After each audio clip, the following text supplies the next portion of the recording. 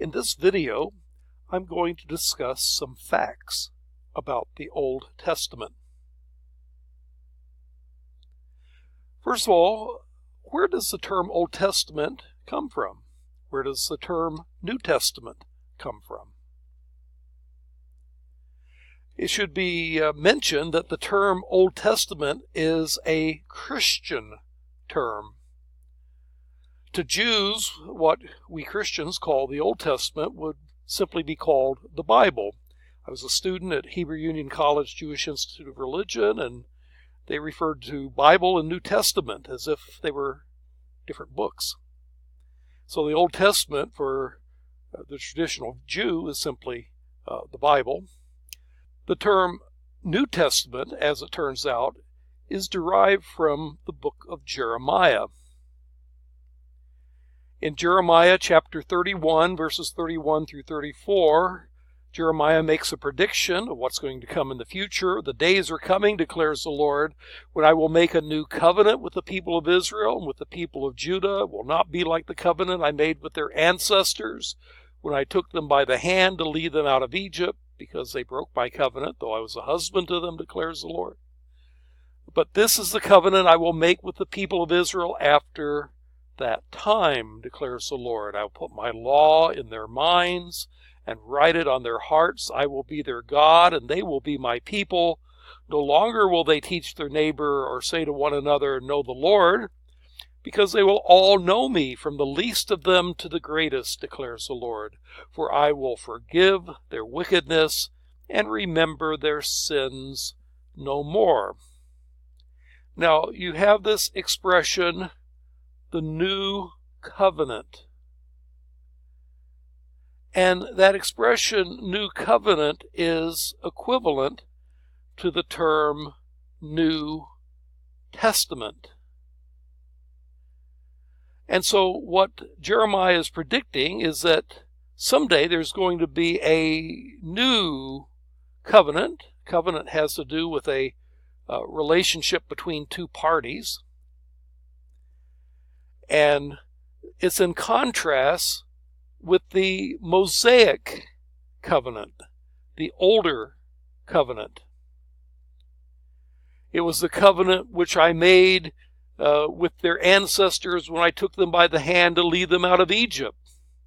And that covenant had failed because the people had violated that covenant.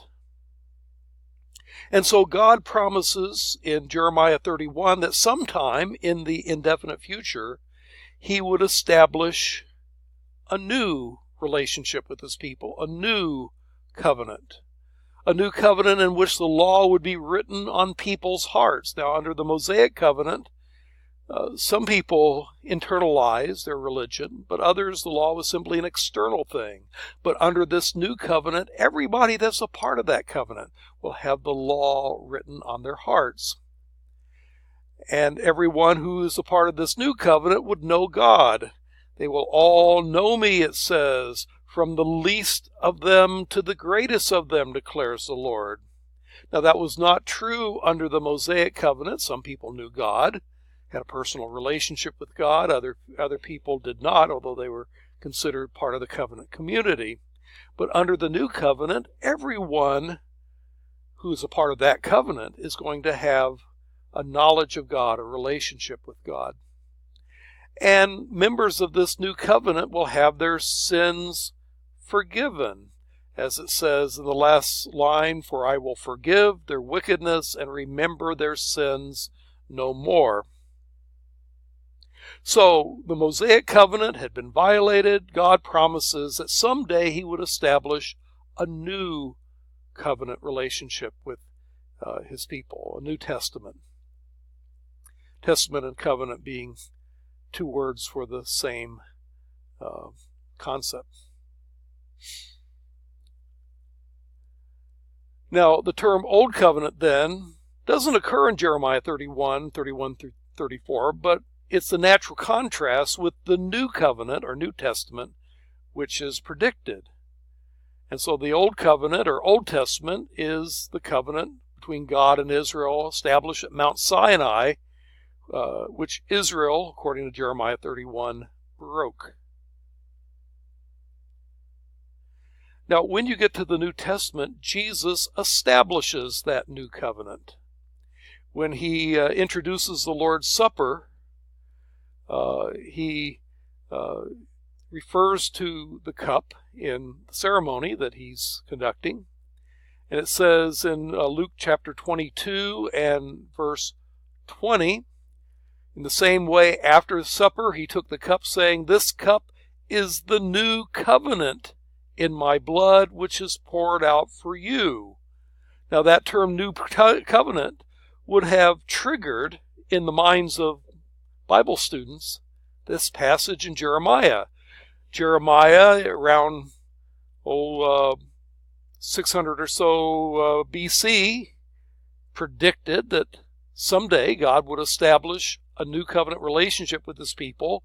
And in effect, Jesus was saying that I, Jesus, have come to inaugurate that new covenant.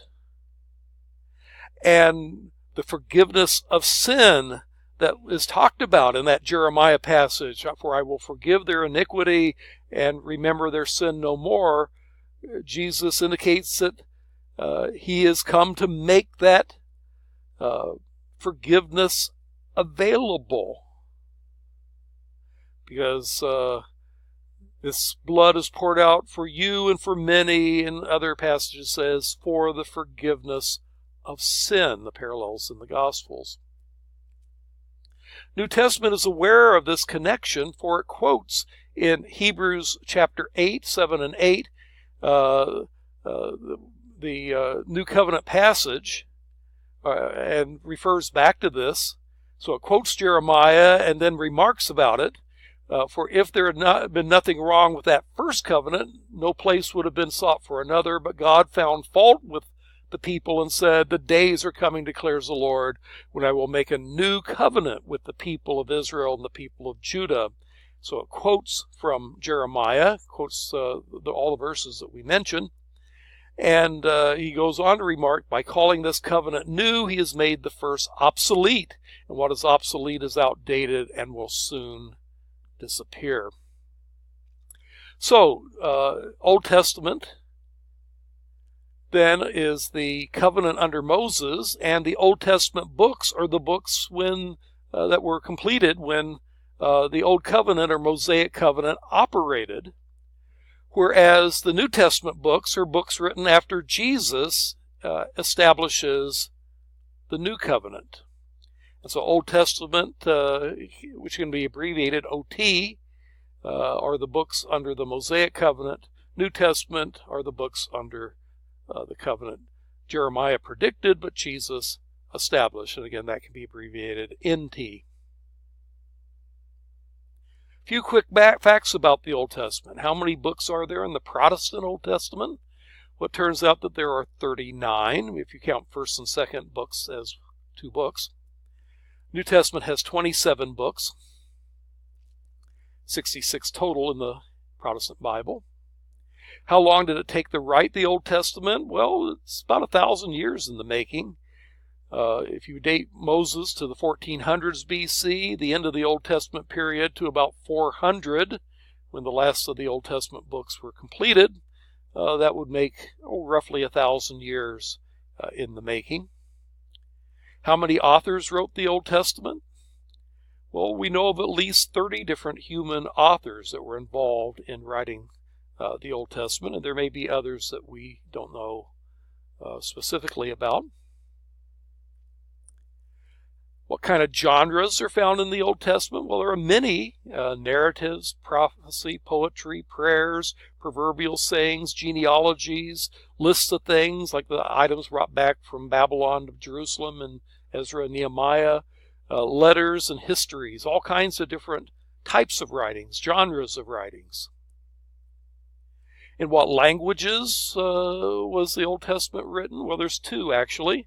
Hebrew and Aramaic. The vast majority of the Old Testament is written in Hebrew, but parts of Ezra, chapters 4 through 7, and parts of Daniel, chapter 2 through 7, is written in another language, Aramaic, which became the international language of trade and diplomacy after the Babylonian exile. Even before the exile, it was beginning to function in that way.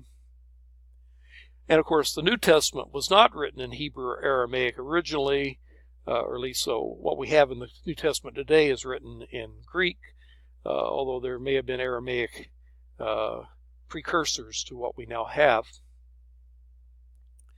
And there is an important Greek translation of the Old Testament called the Septuagint that we will refer to from time to time.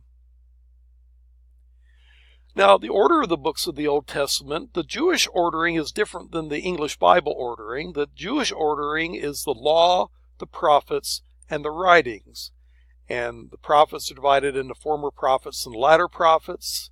And you can see the books of the writings, which include several genres: poetry, 5 rolls of Song of Songs, Ruth, Lamentations, Esther, and Ecclesiastes, and certain books that are kind of historical in nature, like Daniel, Ezra, Nehemiah, and Chronicles. The Hebrew ordering is then the law, or the Torah, the prophets, Hebrew term for that is Nevi'im, and the writings. And again, former prophets and latter prophets. Former prophets are historical books, Joshua through 2 Kings, not counting Ruth. Latter prophets are closer to the prophets we have in our Bibles, but it does not include Daniel and Lamentations, which are both found in the writings, the Ketuvim.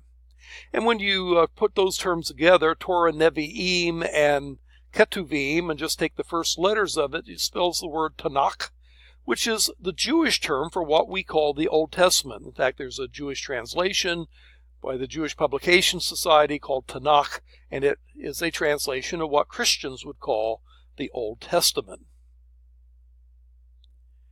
Now, this Jewish ordering is very old in the law, prophets, and writings. In fact, when Jesus, after the resurrection, refers to things written about him in the law, the prophets, and the Psalms, that's another way of saying law, prophets, and writings. Psalms is the first and largest of the works in the writings. In Luke 11:51, he speaks of from the blood of Abel to the blood of Zechariah, that this will be held accountable to this generation.